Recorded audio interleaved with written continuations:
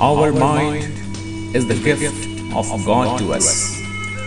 What we do with it is our gift back to the God.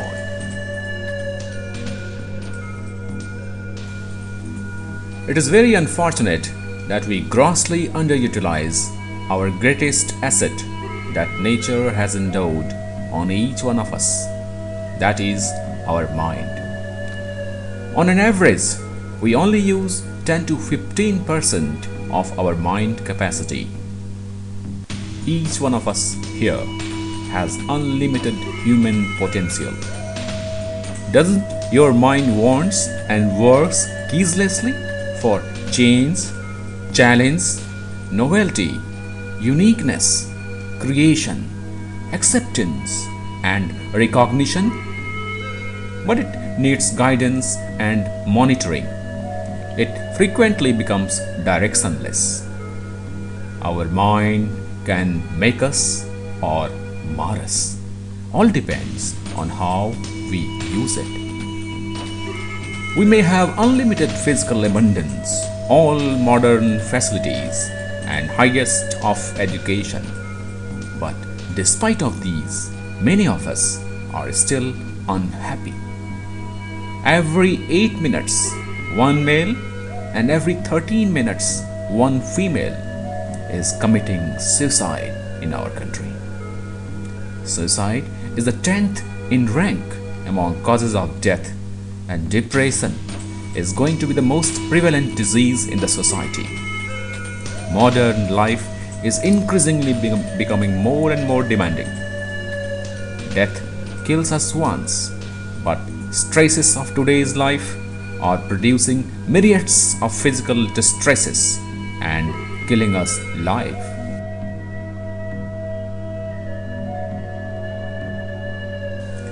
The effect of these stresses on the humanity is much more devastating than a tsunami, which happens once or twice in a century.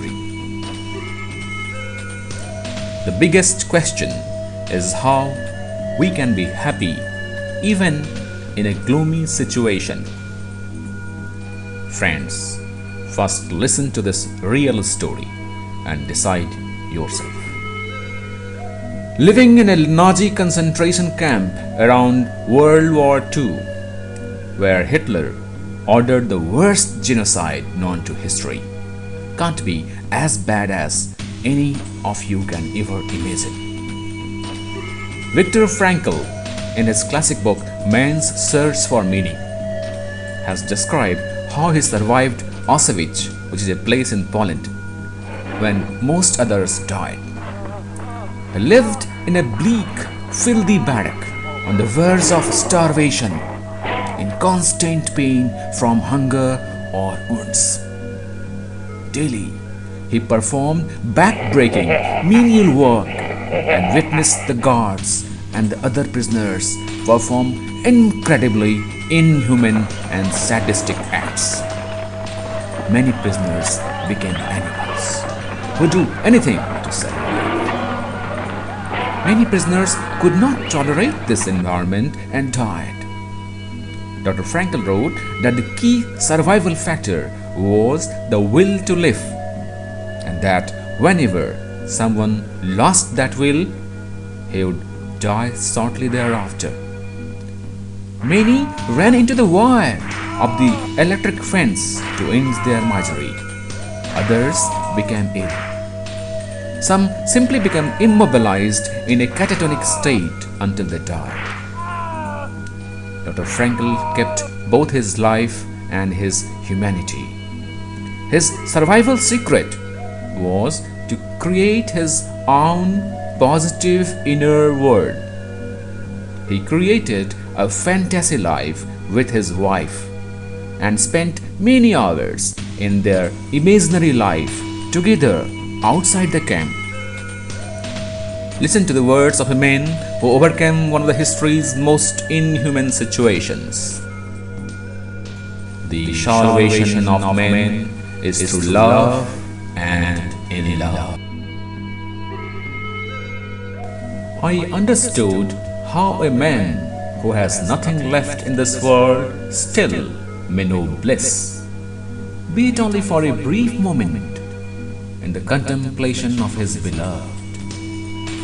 Had I known then that my wife was dead, I think I would still have given myself, undisturbed by that knowledge, to the contemplation of her image, and that my mental conversation with her would have been just as vivid and just as satisfying.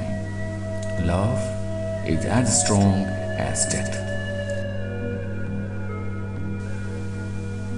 Concentration on other higher mental values also created happiness. As the inner life of the prisoner tended to become more intense, he also experienced the beauty of art and nature as never before. Under their influence, he sometimes even forgot his frightful circumstance. This positive spirit was contagious. Feeling good himself helped him care more for others. Whereas many prisoners were cruel to each other, Dr. Fankl performed many acts of kindness. These acts added happiness. How many of us, facing far less difficult situations than Victor Fankl, are tempted to give up? Reminding ourselves of Frankl's situation helps us put our own problems in perspective. If he could choose to live by higher values and choose to be happy in that environment, surely we can choose to be happy in almost any circumstance.